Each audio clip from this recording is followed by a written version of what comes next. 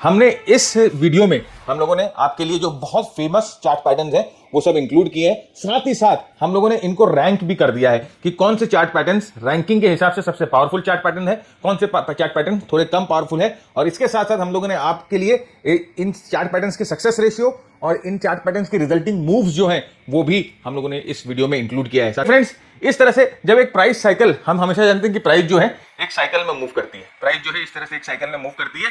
ये accumulation zone होता है, ये मार्कअप फेज होता है, ये डिस्ट्रीब्यूशन जोन होता है, ये मार्क डाउन फेज होता है और फिर ये एक्यूमुलेशन जोन होता है। और इस साइकिल में जो है वो प्राइस चलती रहेगी। तो आप यहां पर देखो, ये जो प्राइस एक्शन जो होते हैं ना फ्रेंड्स, ये प्राइस के अलग अलग साइकिल पे अपीयर होते हैं और जहां पर ये अपीयर हो रहे हैं उन अपीयरेंसेस के हिसाब से इनको नाम दिया जाता है और उन अपीयरेंसेस के हिसाब से इनको वो बुलिश है कि बेरिश है, ये हम टर्म इसमें डिसाइड करते हैं। तो अब प्राइस पैटर्न कैसे बनता है, बेसिकली प्राइस पैटर्न कैसे बनता है, मैंने जैसे आपको बोला कि एक कंपोजिट प्राइस एक्शन है over a period of time.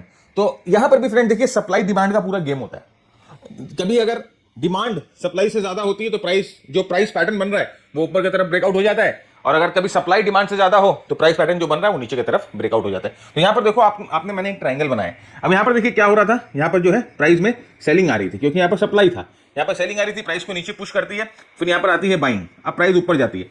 अब यहां पर देखिए वापस सेलिंग आती है, अब प्राइस नीचे जाती है, लेकिन अब यहां पर देखिए प्राइस जो है ना अपने लोस से थोड़ा सा ऊपर है, तो यहां पर थोड़ी सी डिमांड बढ़ गई है, राइट। फिर प्राइस अगर वापस ऊपर जाती है, फिर यहां पर सेलिंग आती है। अब वापस देखिए यहां पर जो प्राइस है अपने पिछले लोस से थोड़ा ऊपर बढ़ गई है। तो इसका मतलब हर एक बार जो है क्या हो रही है, देखिए सेलर्स कमजोर हो रहे हैं, सेलर्स कमजोर हो रहे हैं क्योंकि अब पहले जो पुश था प्राइस का वो दूसरे बार में उतना हेवी पुश नहीं था, तीसरे बार में उतना हेवी पुश नहीं था। इसका मतलब जो सेलिंग है, जो सप्लाई है ऊपर में, वो सप्लाई जो है वो डिक्रीज हो रही है, सप्लाई जो है कम हो रही है, और यहां पर जो है बाइंग प्रेशर है जो कि इंक्रीज हो रहा है। तो फाइनली अगर सप्लाई डिक्रीज हो रही है तो एक पॉइंट ऐसा आएगा जहां पर ये जो सप्लायर्स हैं वो अपना दम तोड़ देंगे और फाइनली जो यहां पर जो बायर्स हैं वो प्राइस को ब्रेकआउट करके फर्दर आगे लेके जाएगी। आइए देखते हैं, बहुत ही स्ट्रॉन्ग पैटर्न, बहुत ही सही पैटर्न जो है cup and handle pattern, right. बहुत लोगों ने इसके बारे में सुना है, बहुत लोगों ने इसके बारे में कहा है, one of the most strongest pattern. 81% इसका जो है सक्सेस रेट है और एवरेज मूव जो है कप एंड हैंडल की आती है वो 53% की आती है जब ब्रेकआउट होता है। तो